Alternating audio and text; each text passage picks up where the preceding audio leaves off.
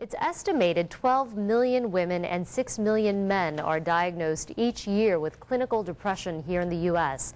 But as NBC5's Nisita Kwan reports, those numbers may be deceiving because men are less likely to seek treatment. Just about there. Okay, kiddo. Jim and Carla Rochelle say they have a wonderful retirement these days, but 17 years ago, My wife came down to the basement wondering where I was. a crisis threatened their future. I saw the man that I always depended on sitting there crying. And threatened his life. Said, I don't know if I can do this anymore. He said, I think I have to end my life. It was an emotional meltdown caused by a clinical depression.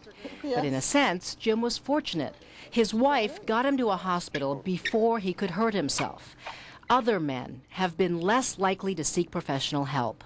We're taught to be stoic, not to tell people how we feel.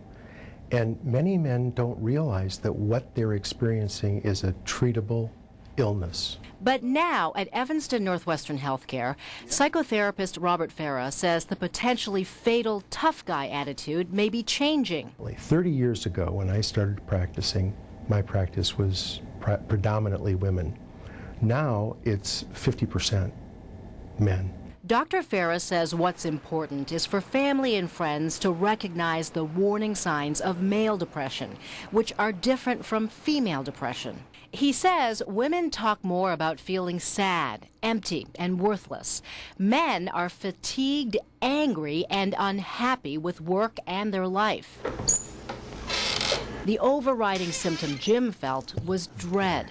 He suffered 2 relapses within 5 years. But since then, he's learned to deal with stress through cognitive behavioral therapy. And he takes Prozac to prevent a recurrence. And he has Carla. I don't say we watch each other, but now we know the things that can happen. We guard against them. Thankfully to her, I really count my blessings many times over.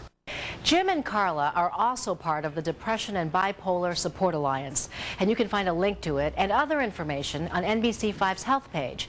Just click on the topic of the month. I'm Nisita Kwan. Back to you. It is now 5:24.